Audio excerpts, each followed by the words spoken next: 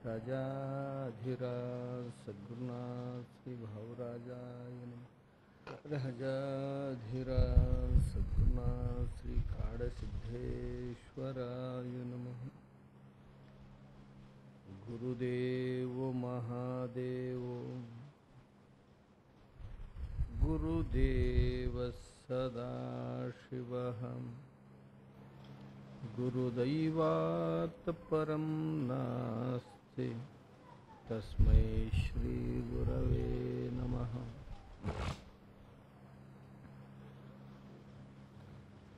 आपण सर्व मंडळी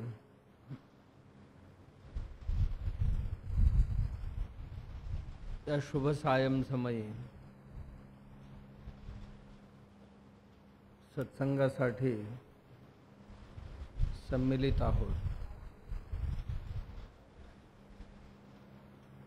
दासोदात समर्थांची निरूपण आपण श्रवण केले। देवनिरूपण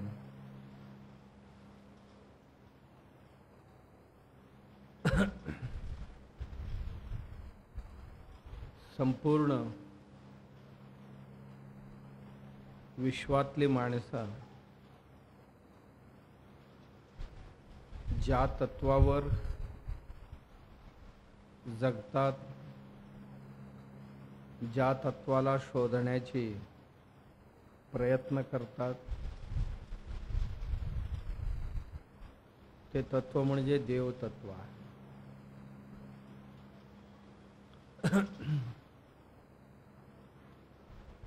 जगात देव एकच आहे। द्यावा भूमि जलयन देव एकः। तर भूमीवर असो, समुद्रामध्ये असो, आकाशात असो, कुठेही गेलो तरी देव एकच आहे। धर्म ही वेगवेगळे असू शकते। मग शिंटो धर्म असेल, लाओत्सेंचा धर्म असू शकेल, जैन धर्म असू शकेल, पारसी धर्म असू शकेल, ख्रिस्त धर्म असू शकेल, इस्लाम धर्म असू शकेल, जैन, बौद्ध, शीख, सनातन, कितीतरी आम्ही धर्मांचं नाव घेऊ शकतो। धर्म कितीही असो, म्हणून प्रत्येक धर्मियांचा देव एक एक वेगळा आहे असं नाहीये। नाहीतर मुसलमानांचा देव असता तर मुसलमानांसाठी त्यांनी वेगळं एक सूर्य निर्माण केला असता, मुसलमानांसाठी एक पावसाचा सीझन सेपरेट तयार केला असता, त्याच वेळी त्यांची लोक शोधून तेवढ्यावरच पाऊस पाडला असता। त्यांचा देव जर वेगळा असता तर त्यांच्याकरता वारा सुद्धा, प्राणवायू सुद्धा वेगळं निर्माण केला। ख्रिश्चनांचा देव जर वेगळा असता तर ख्रिश्चन लोकांसाठी लागणाऱ्या ह्या सगळ्या फॅसिलिटीज ज्या आहेत त्या सर्वही वेगवेगळं निर्माण करू शकला असता। असं तरी जगात कुठेही दिसत नाही। सगळ्यांसाठी सूर्य एकच आहे, चंद्रही एकच आहे, नक्षत्रही त्याच आहे, आकाशही तोच आहे, पाणीही तेच आहे, मातीही तेच आहे। असं नाही की ह्या लोकांची माती आहे आणि इथे हेच पिकणार आहे, दुसरं काही पिकणार नाही, असं काही नाही। म्हणजे ह्याचा अर्थ संपूर्ण विश्व निर्माण करणारा देव एकच आहे। त्या विश्वातला एक छोटासा भाग ही पृथ्वी आहे। पृथ्वीसारखे करोडो ग्रह या वायुमंडलात विचरतायत आणि हे प्रत्येकांचं नियंत्रण भगवंताच्या हातात. भगवंतानी प्रत्येक गोळा तयार करताना, ग्रह तयार करताना त्याचा वलय ठरवून दिलेली आहे. एवढ्या वलयामध्येच तुमचा संचार राहील. एक दुसऱ्यांना कितीही जवळून गेला तरी धडकणार नाही. एवढी गुरुत्वाकर्षण शक्ती नावाच्या एका घटकावरून हे सगळ्यांना नियंत्रित करतो.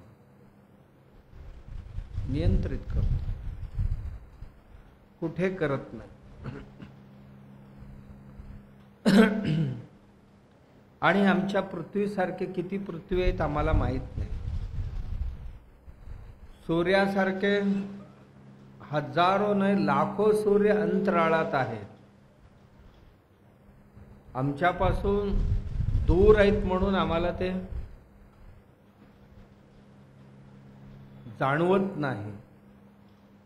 चंद्र लाखाच्या संख्येने असतील या अवकाशात. लाखो चंद्र आहेत. पृथ्वीला हा जवळ आहे म्हणून पृथ्वीला इथल्या पृथ्वीतल्या लोकांना जाणवतं. आम्ही जीवसृष्टी ज्या पृथ्वीवर राहतो अशी आणखीन काही पृथ्वी असू शकतील. पृथ्वी एक ग्रह आहे.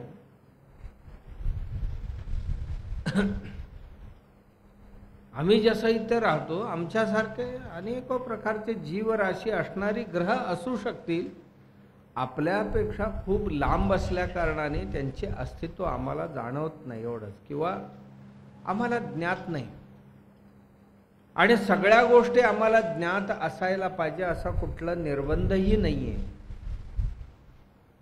आम्हाला काय काय ज्ञात आहे काही माहित नाहीये. आमच्या हातात रेष किती आहेत आम्हाला माहित नाही. डोक्यावर केस किती आहेत आम्हाला माहित नाही. मग आम्ही हे सर्व विश्व जाणतो म्हणण्याला किंवा जाणणार म्हणण्याला काय अर्थ राहतो का? नाही आहे. आम्हाला जेवढं माहिती आहे तेवढं माहिती आहे. सगळीच माहीत असले तरच इथे जगता येते, नाही तर जगता येत नाही असं का नाही आहे? म्हणजे ह्याचा अर्थ हा विश्व फार मोठा आहे आणि त्यात पृथ्वी नावाचा एक छोटासा गोल आहे, गोळा. याला आपण ग्लोब म्हणतो. ग्लोब याला आम्ही संस्कृतमध्ये गोलभू म्हणतो. आपण जो ग्लोब म्हणतो इंग्लिशमध्ये त्याला संस्कृतमध्ये भूगोल किंवा गोलभू, गोलभू गोलभू गोलभू म्हणत म्हणत म्हणत त्याचा ग्लोब झाला. आपण इंग्लिश मधली शब्द शोधायला गेलात,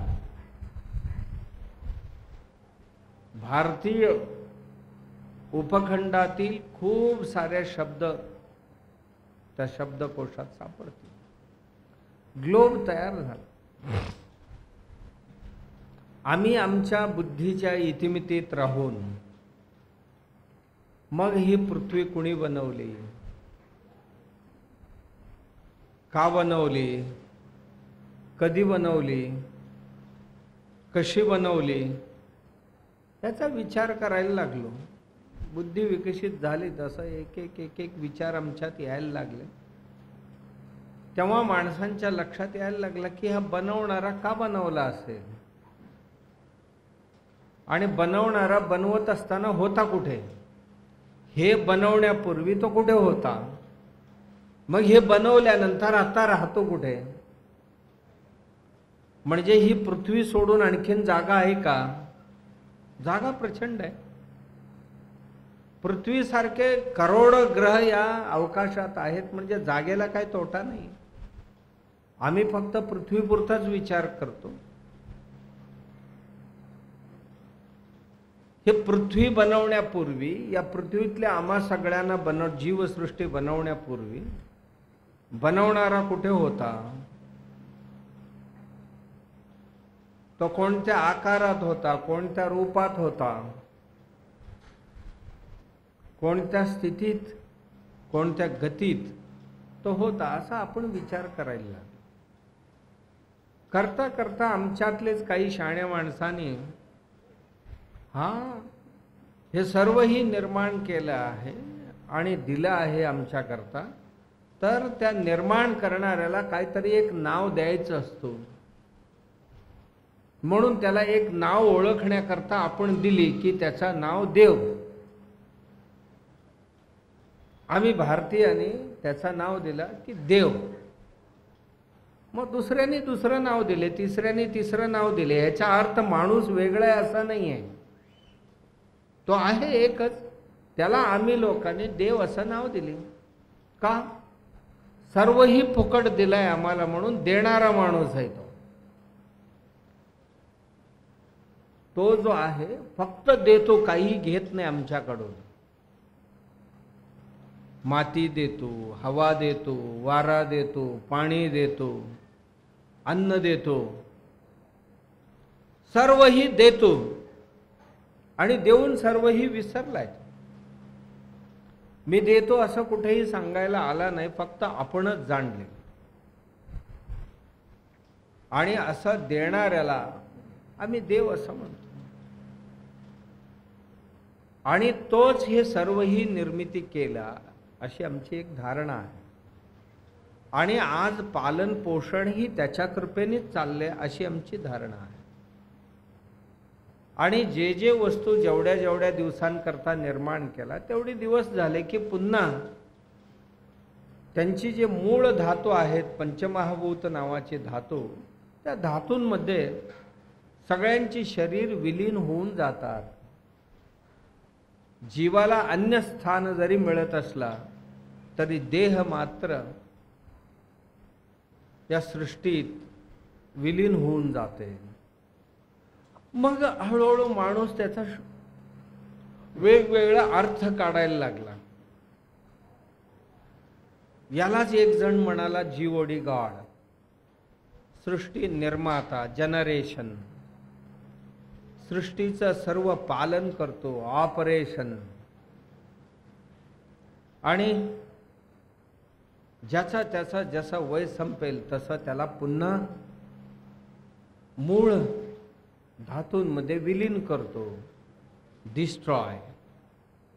जीवोडी गॉड असं म्हणाला तो. आम्ही ब्रह्मा विष्णू महेश असं नाव ठेवले त्याला. निर्माण करतो त्या अवस्थेला ब्रह्म अवस्था म्हणावं. म्हणजे ब्रह्मा विष्णू महेश तीन वेगवेगळे आहेत असं कधीही अर्थ होत नाही. एक माणूस बाळांसमोर बाप असतो, भावासमोर दादा असतो, आणि आई वडिलांसमोर मुलगा असतो, पतीसमोर पती असतो. एकच माणूस. जसं वेगवेगळी कामं करत असताना वेगवेगळ्यांसमोर वेगवेगळे नाव धारण करतो, तसा आमचा देवही एकच. निर्माण प्रक्रियेमध्ये त्याला ब्रह्म म्हणतो, रक्षा प्रक्रियेमध्ये त्याला आपण विष्णू म्हणतो, आणि विलय प्रक्रियेमध्ये त्याला आपण महेश्वर म्हणतो. याचा अर्थ ब्रह्म वेगळा, महेश. आता आम्ही आमच्या समजुतीकरता तीन चित्रही वेगवेगळे निर्माण करून घेतले. हिंदू धर्माची वैशिष्ट्य म्हणजे हेच आहे. जसं तुम्हाला हवं आहे देवाची चित्र, देवाची मूर्ती, तसं निर्माण करून घ्या आणि तुम्ही त्याची उपासना करा. कोणाचाही उपासन केला तर जाऊन पोचणार तिथेच. कोणाचाही करा. शिवाचा केला तरी तिथेच जाणार आहे, विष्णूचा केला तरी तिथेच जाणार आहे, ब्रह्माचा केला तरी तिथे. का? ही मूर्ती आहे.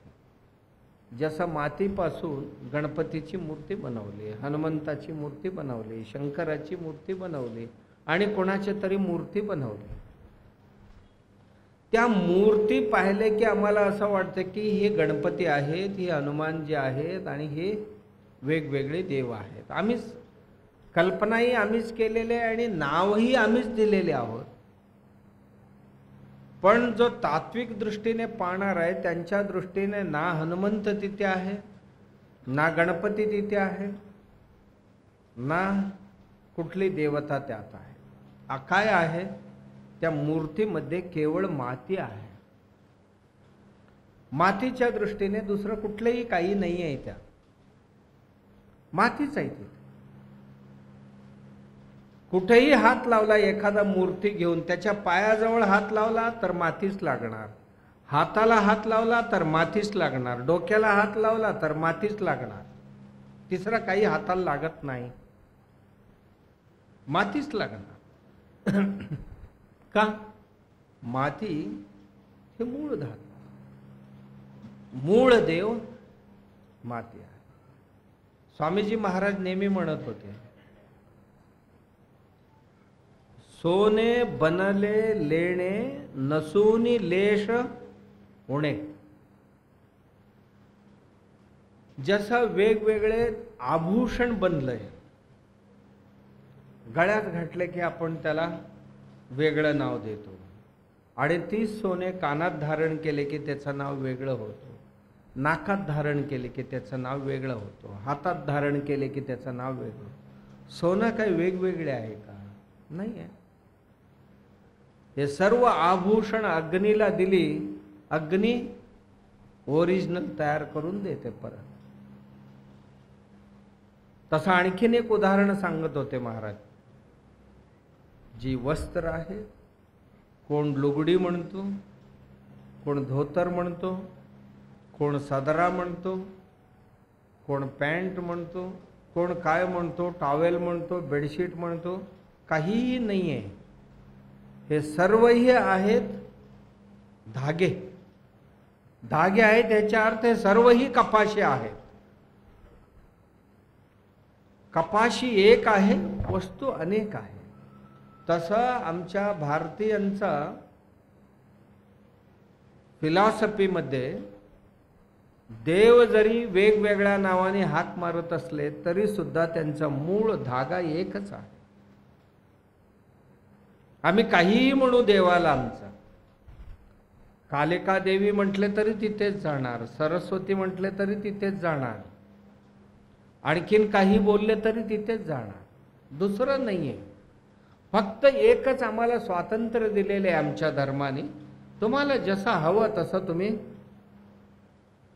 तुमची उपास्य देव तयार करून घ्या आणि तुम्ही त्या पद्धतीने त्याची उपासना करा, आणि भांडत बसायची काही कारण नाही.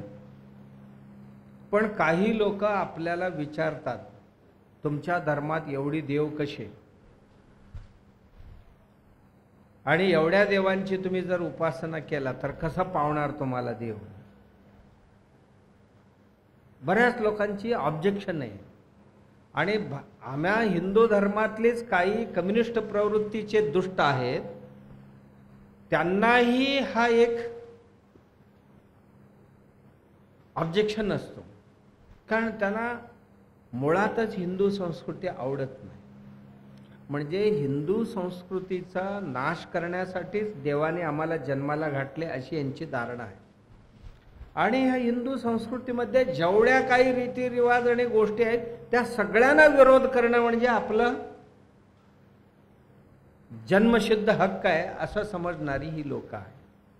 आणि तेही म्हणत असतात, अरे काय तुमचा देव, दगडाचा देव तुमचा, लाकडाचा देव तुमचा, धातूंचा देव तुमचा, आणि जो देव स्वतःचा रक्षण करू शकत नाही तुमचा काय करतो? मग ह्या लोकांना ख्रिश्चनांचा देव दिसत नाही आणि दुसऱ्यांचा दिसत नाही. तुमचा लाकडाचा का असं एकदाही यांनी ऑब्जेक्शन घेतलेलं नाही आजपर्यंत. आमचं म्हणतात नाही, हे बघा पाण्यात टाकले की विरघळते म्हणतात. मी म्हणतो तुमचा अग्नीत टाकूया, राहतो का बघूया. ही क्रॉस नेऊन टाकायचा त्याच्यात, राहील नाही आहे. आपण कोणालाही दोष नाही द्यायचा. आम्ही या मूर्त स्वरूपापासून अमूर्तापर्यंत जाणं ही आमची उद्देश आहे. इथेच थांबावं असं नाही आहे. आमची जी उपासना पद्धती आहे, ज्या गोष्टी आम्हाला आकलन होत नाही सहजगत्या, आकलन होत नाही, तर जे आकलन होण्यासारखं आहे ते हातात घे आणि अनाकलनीयापर्यंत जाऊन पोच. ही सगुण आहे, ही सगुण हातात घे आणि हळूहळू याची उपासना करत करत तू निर्गुणापर्यंत जा. या सगुणामध्येच इथेच थांबावं असं नाहीये, इथे थांबावं असं नाहीये. मग ही लोक म्हणतील तुमची ही 50 आज सकाळी एका देवाचा, दुपारी एका देवाचा, संध्याकाळी एका देवाचा, सोमवारी एकाचा, मंगळवारी एकाचा, तुम्हाला देव पावायचा कुठे? आम्ही कुठेही गेलो, कोणत्याही देवळात उभं राहिलो, कोणालाही पाया पडलो, तर आमच्या मनात एकच देवाची संकल्पना. देवी असेल देवी, पण माझा नमस्कार पोचणार त्या मूल देवालाच. मी मसोबाला गेलो, मसोबाला वंदन केलं तरी सुद्धा जाऊन पोचणार तिथेच. आम्ही कुठेही गेलो तरी आमची तिथेच पोचते. का? आमची धर्म आणि आमची सिद्धांत आम्हाला हे शिकवले. आता काही लोक असतात हे सांगतात, मग हे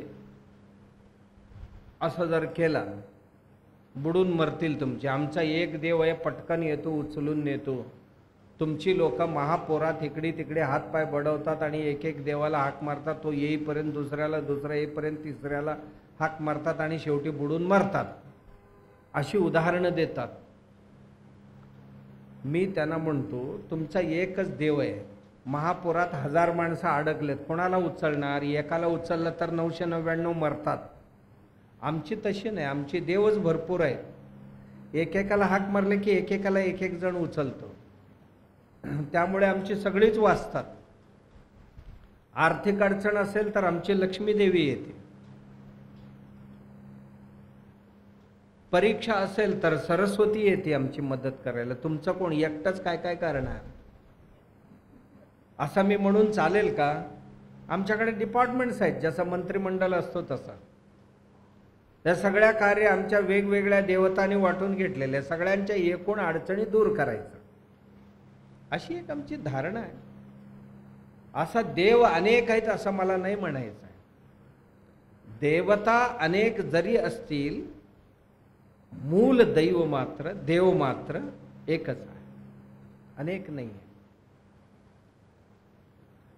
एकम सत्य, एकमेव सत्य आहे. विप्राह बहुधा वदंती. विद्वज्जन जे आहे, विप्र म्हणजे विद्वज्जन, ती मात्र वेगवेगळ्या नावाने हाक मारू शकतात. एकच व्यक्तीला जसं वेगवेगळ्या नावाने हाक मारतो, टरबूज, वॉटरमेलन, कलिंगड, नाव जरी वेगवेगळे असतील तरी सामान एकच आहे. तसा आमची देवांची नावं जरी वेगवेगळे, रूप जरी वेगवेगळे असतील तर देव एकच. एवढा पक्का लक्षात ठेवायचा. कोणीही कसेही आपल्याला विचार सांगायचं, आमची देव अनेक आहेत, पण आमच्या आवडीप्रमाणे. एका गावाला जाण्याकरता अनेको रस्ते जसे असतात, त्या देवापर्यंत पोचण्याकरता आमच्याकडे अनेक उपासनांचे रस्ता आहे. त्या उपासनेने आम्ही तिथपर्यंत जाऊ. आणि डायरेक्टच माणसाला कधी न पाहिलेले, कधी न ऐकलेले, कधी न विचार केलेले देवाचं दर्शन होऊ शकत नाही. अशा वेळी त्याला हळूहळू काहीतरी त्याच्या हातात देऊन, देव असंच आहे, यांच्यासारखा आहे, यांच्यासारखा आहे, यांच्यासारखा आहे, असं सांगत सांगत ह्यांच्यासारखं नाही आहे हे सोड. आणि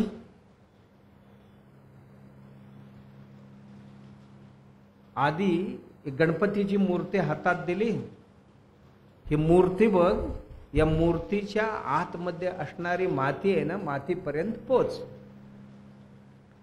तेव्हा मूर्ती तुटलं तरी सुद्धा माती कधी तुटत नाही.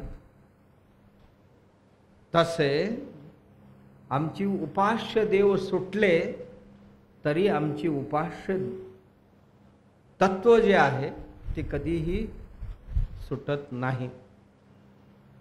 ही आमची देवसंकल्पना. यथो वा इमानि जायन्ते भूतानि यथो वा इमानि भूतानि जायन्ते येन जातानि जीवन्ति यत् पर्यन्त्यभिसंविशन्ति तद् ब्रह्म तद्विजिज्ञासस्व. यालाच आमच्या उपनिषदकार ऋषी, ज्याच्यापासून हे सर्वही निर्माण झाले,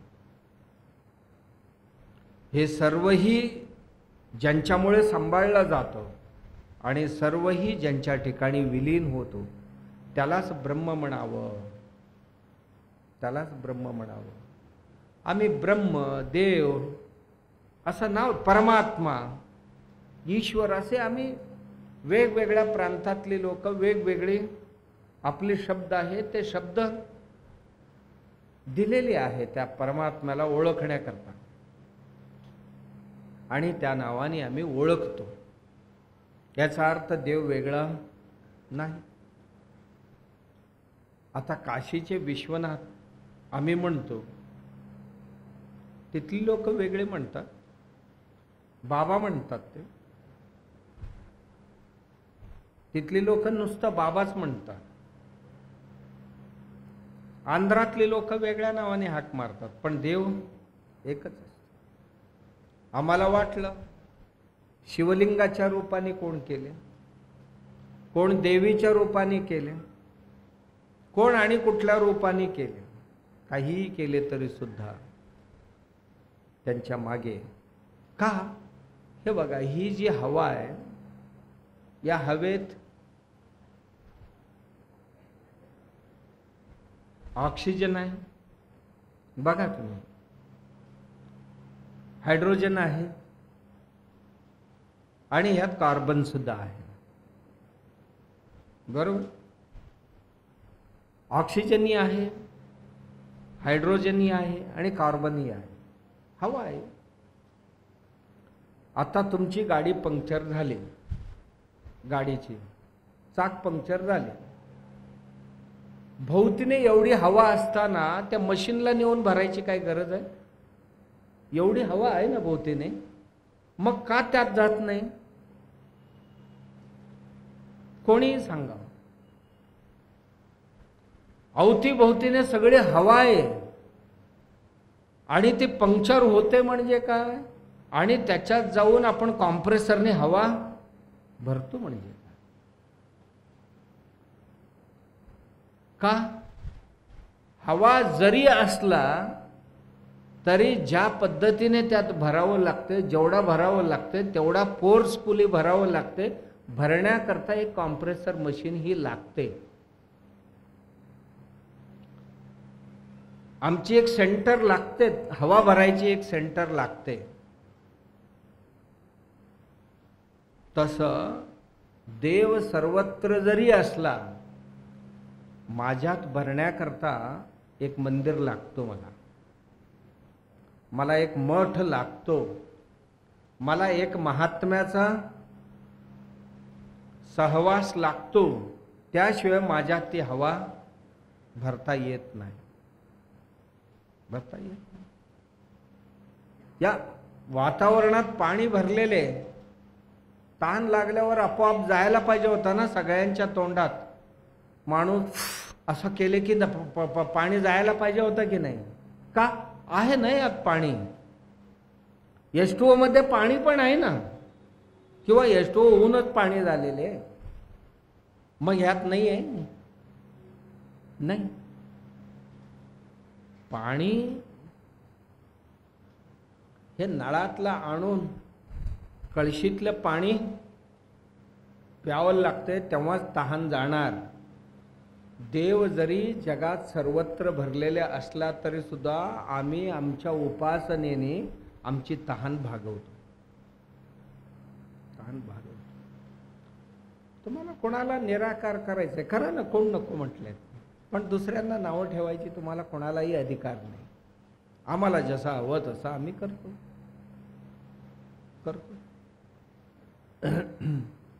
पण एकच आपल्या लक्षात असायला पाहिजे, आम्ही कुठेही गेलो तरी देव एकच आहे. मूर्ती आणि त्यांची नाव कितीही वेगवेगळे असतील तरी त्यांच्या मागे असणारा दैवी तत्व मात्र एकच आहे. त्याला देव असं नाव आहे आणि बाहेर असेल तर त्याला परमात्मा म्हणतो, ब्रह्म म्हणतो. आणि तो सगळ्यांमध्ये आहे, सर्व जीवांमध्ये आहे.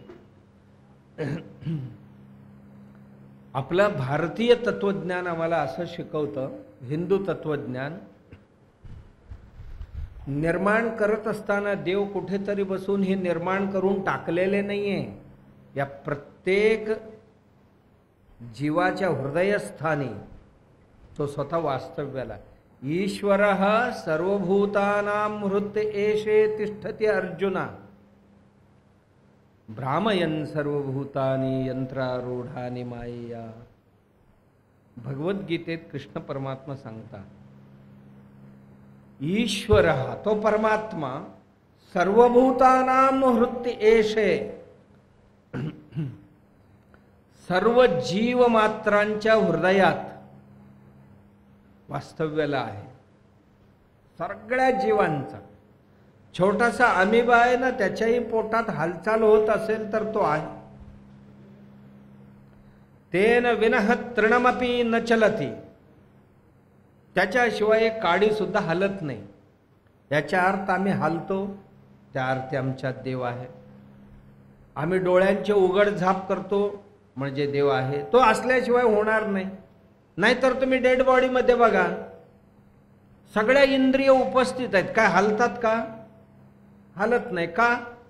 त्यात नाही ना, देव उतरून गेला, सोडून गेला त्याला. का? देव म्हणजे ही समष्टिगत जी आहे याला आम्ही ब्रह्म किंवा परमात्मा, ईश्वर असं म्हणतो.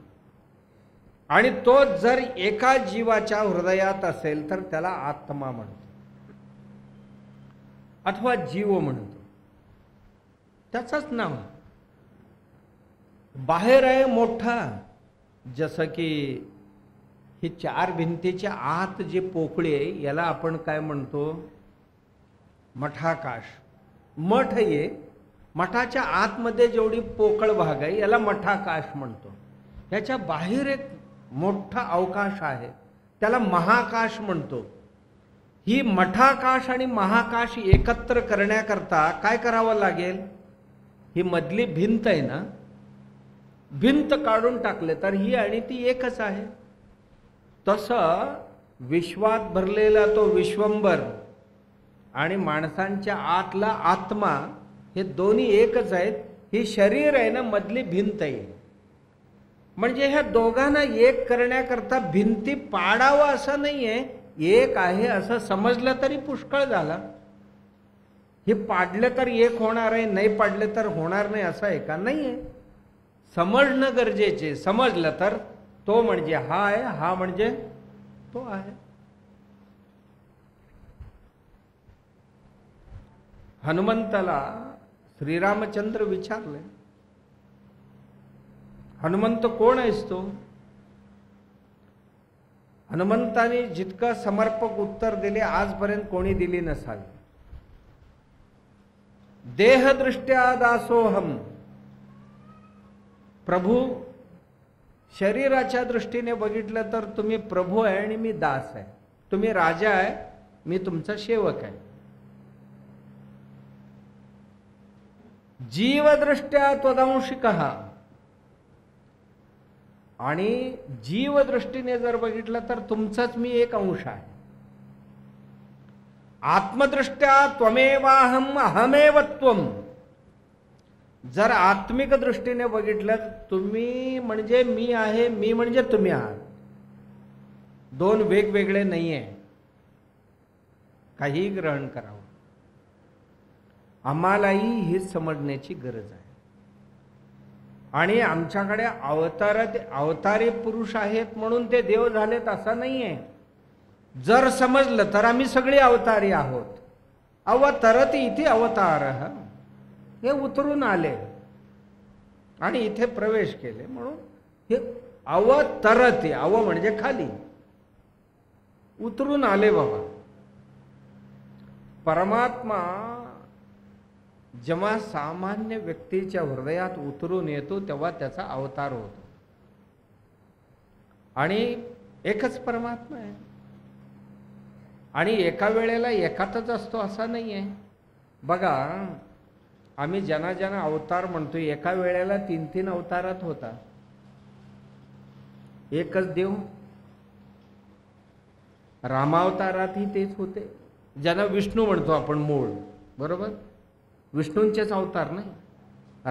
रामचंद्रांच्या अवतार कोणाचा? तेच. परशुराम कोण होते बाबा? तेही त्यांचीच अवतार आहे, त्यांचीच अवतार आहे. असे खूप सारे आहेत. हे सर्वही देवाचे अंश रूपाने सगळेच आहोत. आम्ही देवाचीच अवतार आहोत. आणि आत्मिक दृष्ट्या जर बघितलं, आत्मा म्हणजे आतमध्ये राहणारा,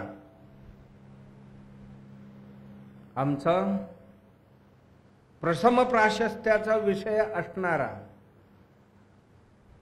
ज्याच्याकरता सर्वस्वही आम्ही अर्पण करतो, असा जो आमच्यात आहे तो आत्मा. त्याच्याकरता आम्ही पैसे सोडायला तयार आहोत.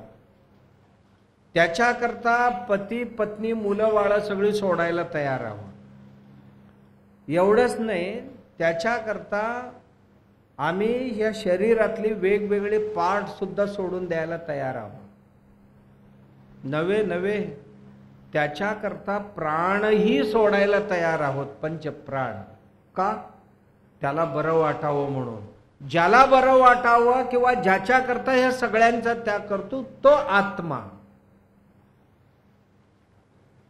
महाराजांचे आनंद साक्षात्कार नावाचा एक ग्रंथ होता, एक छोटासा. त्याच्यामध्ये स्वामीजी महाराजांनी काही कथा लिहिले याच्याकरता, साक्षात्कारासाठी. पती पत्नी दुष्काळ पडला म्हणून गाव सोडून दुसरीकडे जातात. जाताना घरात जे काय होती ती सगळी गटोळे बांधून घेतले, गुरंढोरं हातात घेतले आणि निघाले. जाता जाता एक नदी पार करायचं होतं. एवढी एवढी गुडघ्या एवढं पाणी होते, त्यातनं पलीकडे जाणार. बाळ आहे, बाळाच्या एका हातात घेतलेले आहे आणि सामान आहे ते डोक्यावर घेतलेले आहेत आणि दुसऱ्या हातात जनावरांचे रशी आहेत. हे मध्य नदीत गेले आणि वर कुठेतरी पाऊस पडलेला, नदीला पूर वाढायला लागला.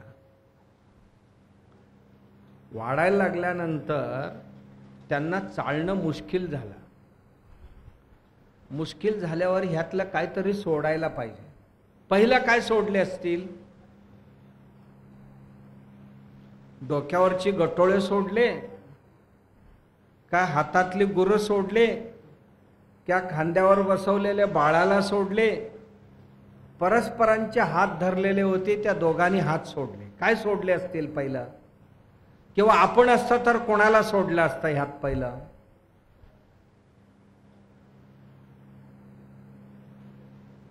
पहिल्यांदा त्यांनी गुरं सोडली. जाऊ दे म्हणाले, कुठेतरी जाऊन किनाऱ्याला लागतील. गुरं सोडली. आणखीन आता चालणंच मुश्किल झालं. मुश्किल झाल्यावर काय टाकतील? एक तर बाळाला हे डोक्यावरच्या गठोळ्या टाकायला पाहिजे, नाहीतर खांद्यावरच्या बाळाला टाकायला पाहिजे, नाहीतर नवरा बायकोला, बायको नवऱ्याला टाकून द्यायला पाहिजे. कोणाला सोडतील? काय बाळ राहू द्या, आपण दोघेही मरूया असं कोण म्हणतील? अरे सर सलामत तो पगडी 50. महाराजांनी असंच लिहिलेले आहे, असंच लिहिलेले आहे त्यात. आम्ही दोघेही जिवंत राहू तर अजून 4 मुलं होतील, चल म्हणाले. आधी डोक्यावरचे गटोळे टाकले, ते गेले. आत्ता उभं चालणं शक्य नाही, आडवं पडावं लागतंय, पोहावं लागतंय. तेव्हा बाळालाही सोडले. आता दोघेही एकमेकांना धरून पुढे जात आहेत. आता आणखीन वेग एवढं वाढलं, तेव्हा दोघेही एकमेकांना सोडले. म्हणाले चला आता किनाऱ्याला लागू आपापल्या परीने. पुढे गेले. भरपूर पाणी बिणी गेलेली शरीरात. आणि हे पाणी पिऊन नदी किनाऱ्यावर पडलेले होते. काही मासळीने अमुक प्राण्यांनी यांची पाय बी सगळे खाऊन टाकले. कोणतरी पुण्यात्मा आला, दवाखान्यात नेला, वाचवला. पण डॉक्टर म्हणाले, हे बघा, तुमचा जर जीव वाचवायचा असेल तर हे दोन्ही पाय काढावे लागतील. काढणार की नाही काढणार? आपल्यालाही बोलले, हात काढावा लागेल, पाय काढावा लागेल, डोळे काढावे लागतील, कॅन्सर झालेले व एवढा डोळं काढून टाका म्हणतोय. एवढे हात तोडायला पाहिजे, तोडून टाका म्हणतोय. दोन्ही हात काढावे, काढा ना म्हणतोय. हात नसेल तर माणूस जगता येत नाही असं नाही. पाय काढला चालेल ना म्हणतो. ज्याच्याकरता पाय तोडले गेले, कोणाला तरी प्राशस्त्य देतो आपण, त्याच्याकरता पाय सुद्धा काढायची आमची तयारी. शरीर माझंच, पण माझा पाय मी सोडायला तयार आहे आता. एवढा करून मला राहायचंय, मला राहायचंय असं म्हणतो. म्हणजे हा नेमकं कोण आहे? आणि थोडी दिवस गेली, घरात एक मोठा आरोप ह्यांच्यावर मडला गेला. आरोप झाला, अरे एवढा मोठा अपवाद घेऊन कसं जगायचं आता? मेलेले बरं म्हणाला. म्हणजे ज्याच्याकरता आता मरायचं म्हणतोय, म्हणजे हे शरीर सुद्धा सोडायचं म्हणतोय. ज्याच्याकरता शरीर सोडायची तयारी केला ना, ज्याच्याकरिता तो आत्मा, ज्याच्याकरता सर्व, कारण तो फर्स्ट प्रायोरिटी तो आहे. आमच्या लाईफमध्ये, आमच्या जीवनामध्ये आमचा प्रायोरिटी कोणी नाही आहे. म्हणून याज्ञवल्क्य उपनिषदात मैत्रेयीला महर्षी याज्ञवल्क्य उपदेश कर. मैत्रेयी पत्नी पण होय आणि शिष्य पण होय. मला योग्य ते उपदेश करा म्हणते ती. कारण याज्ञवल्क्याना 2 पत्नी, कात्यायनी आणि मैत्रेयी. हे जेव्हा घर सोडून निघाले याज्ञवल्क्य महर्षी, तेव्हा तुम्हाला आजपर्यंत मिळवलेली माझी संपत्ती दोघांना वाटण्या करून देतो आणि तुम्ही राहा, सुखाने संसार करा, मी जातो म्हणाले. कात्यायनीने आपली वाटणी घेतली आणि गप्प बसली. मैत्रेयी म्हणाली, ही एवढी वर्ष तुम्ही प्रयत्न करून मिळवलेली संपत्ती आम्हाला देऊन तुम्ही कुठे चाललाय? म्हणाले की मला आत्मज्ञानासाठी जायचंय, आत्मसाक्षात्कारासाठी जायचंय. मग आत्मसाक्षात्कारी साठी जाताना मग इथे होत नाही का तुम्हाला? तो म्हणाला, आता एवढी वर्ष करून पाहिले ना, माझं मन लागत नाही. मग ज्याच्यात तुमचं मन लागत नाहीये, जे तुम्हाला त्रास देते, आम्हाला त्याच्या वाटण्या करून देणार तुम्ही मात्र आनंदाने राहण्यासाठी चाललाय, अजिबात नाही चालणार म्हणाले. तुम्हाला जे हवं आहे ना ते मलाही हवं आहे आणि ही संपत्ती कोणाला वाटायचं वाटा, पण मी तुमच्या बरोबर येणार म्हणाले. गेले.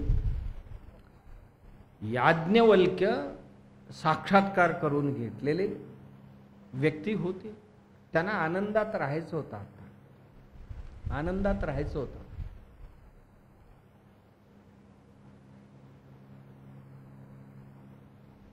अडचण नको म्हणून त्यांनी ही आस्ती विस्ती सोडून चाललेले. जेव्हा निघाले तेव्हा रोज बसून प्रश्न करत होती पत्नी. असं म्हणजे काय, तसं म्हणजे काय, आध्यात्मिक प्रश्न विचारत होते. मग ही जगात सगळी लोक एकमेकांवर प्रेम करतात, एकमेकांसाठी जीव देतात, ह्याचा काय असं विचारलं. मुलांसाठी, पतीसाठी, पत्नीसाठी, आईवडिलांसाठी, मित्रांसाठी, मैत्रिणींसाठी आणि आपण पाळलेल्या पशूंसाठी माणसं केवढी जीव देतात. मग ह्याला काय म्हणायचं असं म्हणाले ते. तेव्हा याज्ञवल्क्य महर्षी म्हणाले, मैत्री आत्मनस्तु कामाय सर्वं प्रियं भवती. ही जगातल्या सर्व वस्तू सर्वांना प्रिय आहेत. का? आपल्या आत्म्यासाठीच प्रिय आहेत. आपल्या आत्म्याला जे बरं वाटतात तेच माणूस करत असतो. आपल्या आत्म्याला जे बरं वाटत नाही ते टाकून देतो. स्वतःच्या आत्म्यासाठीच माणूस सर्व व्यवहार करतो. कोणी कोणावर मेहरबानी करत नाही. कोणी कोणावर प्रचंड प्रेम करत असतील तर हे नाटक आहे. का करतो तो? त्याला बरं वाटतं म्हणून करतो. पत्नी किंवा पती परस्परांवर प्रेम करत असतील तर एकमेकांसाठी नाही, स्वतःला बरं वाटतं म्हणून करतात. स्वतःला बरं वाटतं म्हणून करतात. मग उदाहरण सांगितले. काय बाबा उदाहरण? एक लहान बाळ आहे. पती पत्नी नवीनच आहेत. एक बाळ झालेले आहे. एक 7-8 महिन्याचा बाळ आहे. आणि नवरा आला कुठून तरी, पाळण्यातनं बाळ उचलून घेतला आणि खेळवायला सुरुवात केला आणि त्यांना हळूहळू मुक्का द्यायला लागला बाळाला. आणि हा 15 दिवस दाढी केला नव्हता. दाढी एवढी एवढी वाढलेली होती आणि त्या बाळाच्या कोवळ्याला त्वचेला टोचल्यानंतर त्रास झाले त्याला. बाळ रडायला लागला. बाळ रडला तरी सोडेना हो. आणखीन आणखीन त्या बाळाला मुक्का देतो. कोणासाठी? बाळाला बरं वाटावं म्हणून. बाळाला बरं वाटावं म्हणून जर बाळावर प्रेम करत असेल तर बाळाला ते टोचते ना. आता सोडायला पाहिजे होते, नाही. ते बाळ रडलं तरी असं नाही बाळा, तसं नाही बाळा म्हणतोय, आणखीन मुक्का देतोय त्याला. याचा अर्थ तो जो मुक्का देतो त्या बाळाला, बाळासाठी नाही आहे, स्वतःसाठी. स्वतःला बरं वाटतंय. आत्मनस्तु कामाय सर्वं प्रियं भवती. या जगातली सर्वही जे आपल्याला प्रिय वाटतात त्याचं कारण आपल्या आत्म्याला बरं वाटते. आम्ही आमच्या आत्म्यासाठी सर्व काही करत असतो. म्हणून आपण ह्या जगात जर खरोखरच आनंदी राहायचं असेल तर आपल्या आत्म्याला जाणण्याची गरज आहे. म्हणून स्वामीजी महाराज आपल्याला सांगत होते, अरे स्वतःला जाणं सर्व काही जाणल्यासारखं होईल. आमच्या उपनिषदांमध्ये सुद्धा हेच सांगते, जे काही एक जाणल्याने, मुंडक उपनिषदमध्ये जे काही एक जाणल्याने सर्व काही जाणल्यासारखं होईल. स्वतःला समजून घे, सर्व जग समजेल. स्वतःला समज, स्वतःला जाणून घे आणि तुझ्यासारखंच हे सगळे विश्व असं म्हणा.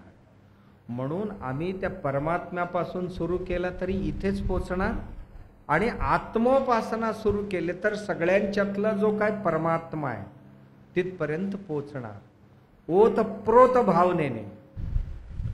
म्हणजे माझ्यातनं सुरू केलं तर विश्वातल्या परमात्म्याकडे जाणार. विश्वातल्या परमात्म्याला मी माझा आराध्य समजून उपासना करायला लागलो तर ते हळूहळू माझ्यापर्यंत आणून पोचवणार.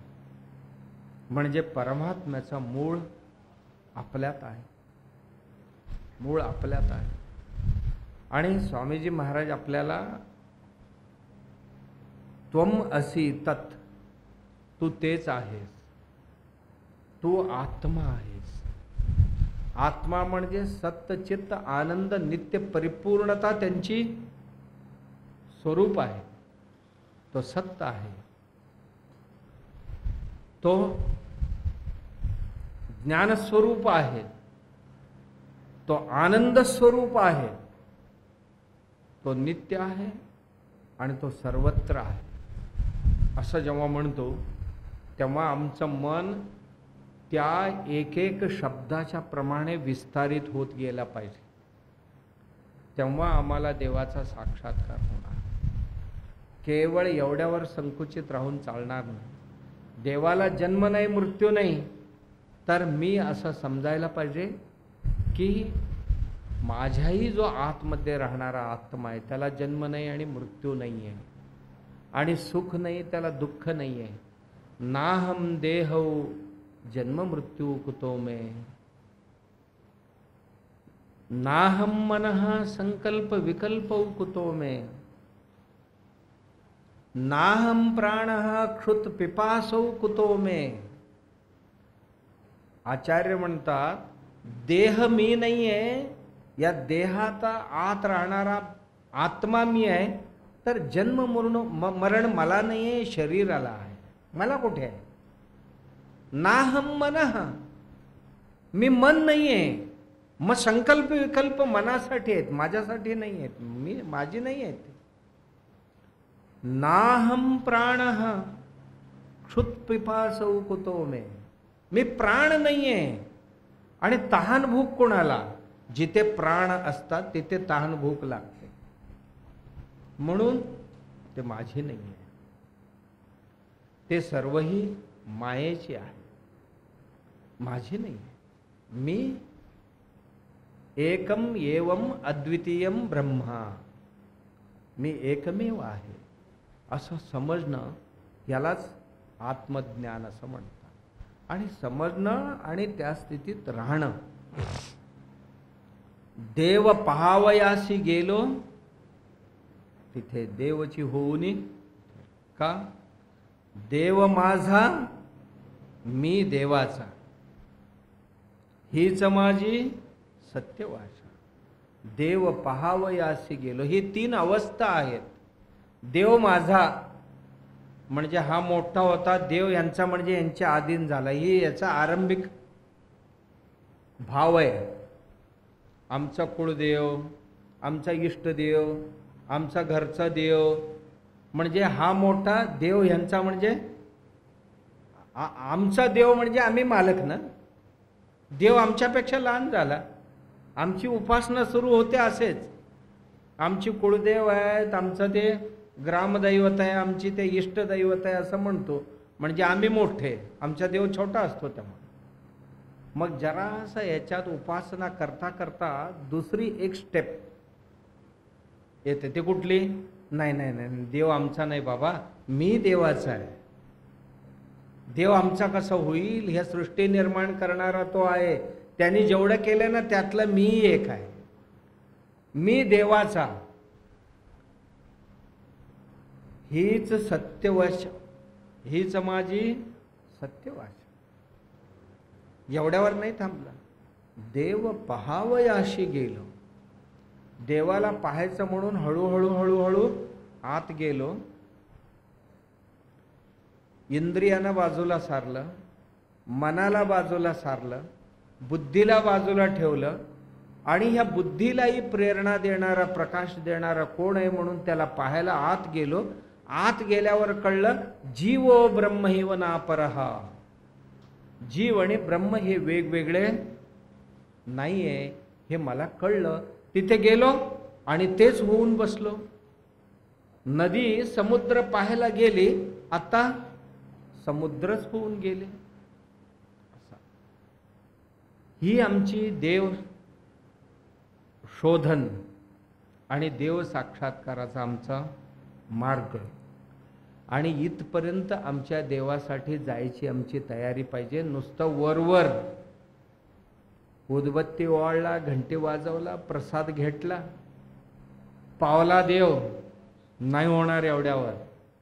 ठीक आहे, ही एका इतिमितीपर्यंत हे सर्वही ठीक आहे. का?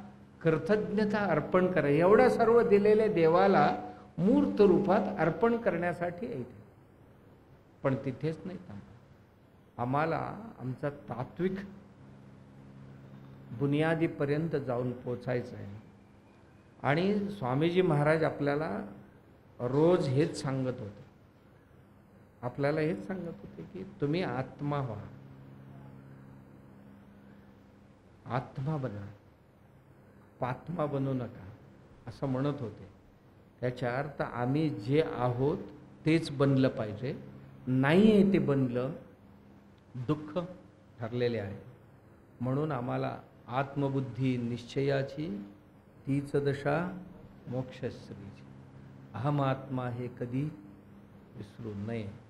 राजाधिराज सद्गुरुनाथ सिद्धराम